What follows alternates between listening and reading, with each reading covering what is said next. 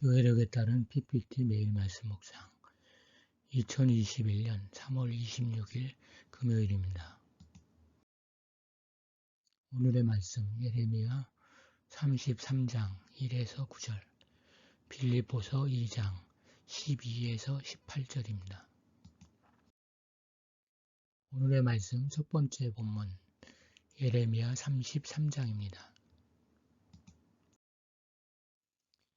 예루살렘이 적군에 에워싸인 가운데 예레미야가 예루살렘이 함락되고 시드기야가 사로잡혀가리라고 예언하다가 왕의 명령에 따라 왕궁 시위대들 곧 근위대 마당에 갇힌 상황에서의 예언입니다. 예언의 형식은 보통 이같이 야훼께서 말씀하셨다입니다. 2절은 여기에 야훼를 설명하는 말 3마디를 덧붙입니다. 이를 행하는 여호와, 그것을 지어 성취하는 여호와, 그 이름을 여호와라 하는 분이 그것입니다. 우리가 믿는 하나님은 그런 하나님이십니다. 야훼께서 예레미야에게 기도하라고 하십니다. 이는 기도하지 말라 하신 것과는 사뭇 다릅니다. 이리하여 너는 내게 부르짖으라는 명령은 이제는 기도를 들어줄 때가 되었으므로 내 기도를 내가 들어주겠노라 하는 뜻을 품고 있습니다. 뒤이어 나오는 말씀, 내가 내게 응답하겠고 내가 알지 못하는 크고 비밀한 일을 내게 보이리라가 바로 이를 뜻합니다. 그 기도의 응답이 4에서 9절까지 대놓고 나옵니다. 하나님의 회복이 있으려면 먼저 수술이 있어야 합니다. 예루살렘과 그 주민들은 먼저 야훼를 거스리다가 야훼께 버림받아 엄청난 재난을 겪어야 합니다. 그런 후에야 그들은 구원이 하나님으로부터 온다는 것을 알 수 있을 것입니다.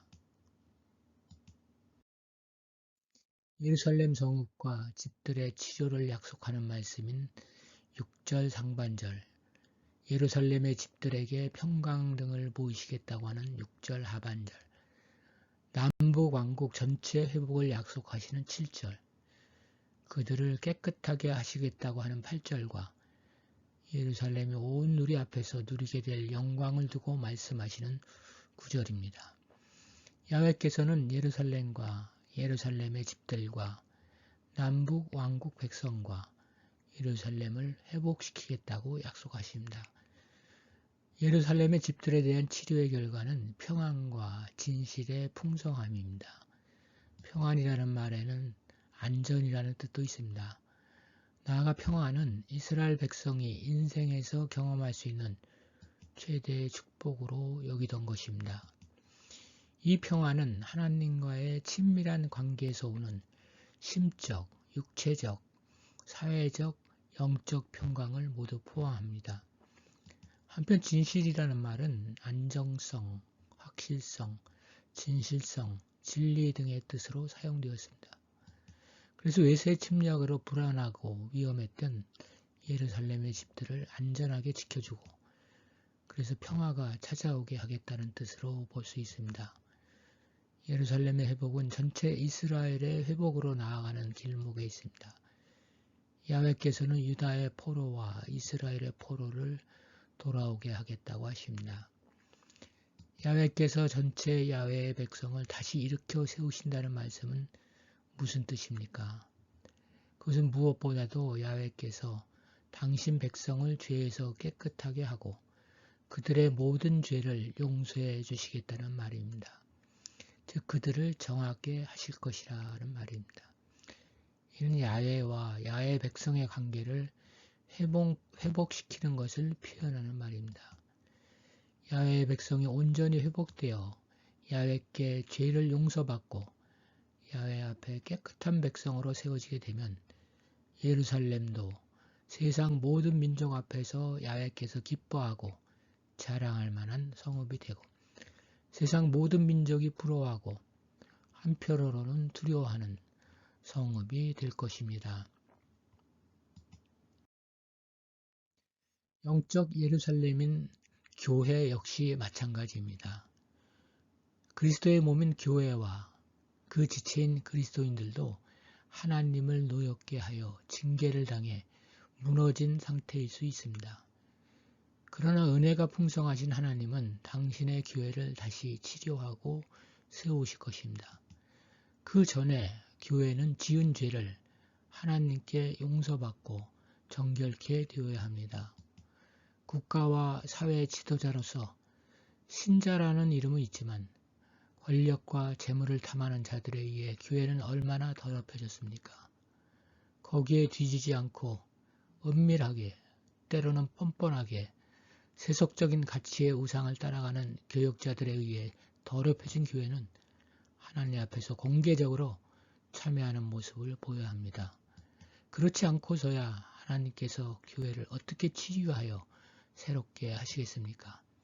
누구 잘잘못을 떠나서 우리 인생 역시 이스라엘 예루살렘처럼 외세 침략으로 폐허가 되고 주민은 포로로 잡혀간 듯한 상황을 겪을 수 있습니다. 어느 누구도 우리에게 위로의 말은커녕 어떻게 하라고 말 한마디 없을 때 예레미야처럼 하나님께서 기도하라고 하시는 음성을 듣습니까?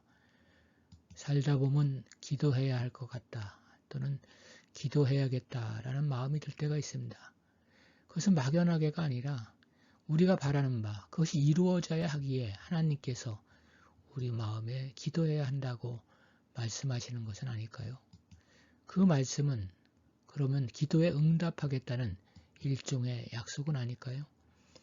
하나님께서 우리에게 기도하기를 바라시는 것은 도우시기 위해서입니다. 구하지 않는데 어떻게 도울 수 있겠습니까?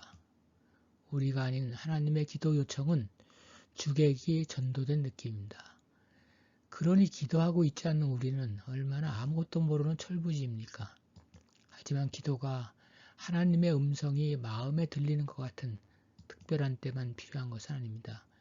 늘 기도하고 있다면 그는 하나님의 마음에 있는 그것, 개인적 내용을 넘어 대부분의 사람들이 지나치는 온 세상을 하나님의 나라로 변화시키는 진정 하나님의 꿈을 위해 기도할 수 있는 하나님의 지혜로운 일꾼입니다. 오늘의 말씀 두 번째 본문 빌립보서 2장입니다. 바울은 빌립보 교회에 편지를 씁니다.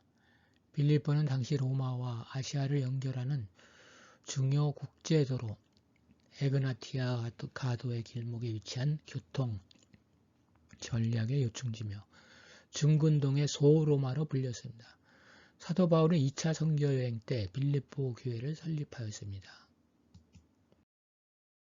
바울은 이 서신에서 교인들에게 주님의 겸손을 본받아 세상의 빛으로 살아가자고 권합니다.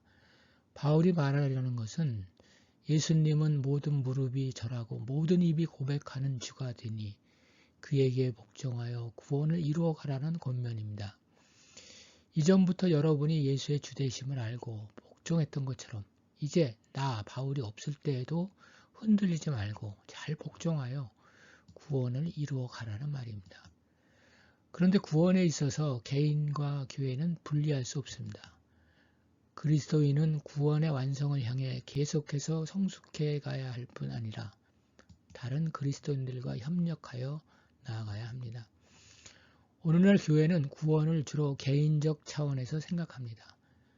그래서 다른 사람의 구원에 대해 무관심하며 책임을 느끼지 않습니다. 그러면서 불신자에 대해서는 전도를 하고자 합니다. 그러나 그들이 속한 사회를 하나님 나라로 변화시켜가는 일에 대해서는 무지하기에 교회의 사명으로 생각하지 않습니다. 구원을 이루어가는 방법은 예배, 기도, 찬송, 그리고 말씀 등의 종교적 실천에 있지 않습니다. 하나님을 경외하고 전적으로 의지하여 하나님의 계획과 명령에 늘 순종하는 마음과 자세가 없다면 그 모든 것들은 구원과는 무관한 형식에 지나지 않을 것입니다. 바울은 그리스도인의 삶의 바탕을 그리스도의 겸손으로 보고 있습니다. 그랬을 때 빌립보 교인들의 삶은 복종해야 합니다. 그 복종은 하나님에게뿐만 아니라 교회 안에서 교인들 상호 간에 해야 합니다. 겸손치 않으면 이는 불가능합니다. 복종하지 않는 자세에서 불만도 나옵니다. 광야 이스라엘 백성의 실패에 주된 원인은 불평이 교회 내에서 다시 살아나서는 안 됩니다.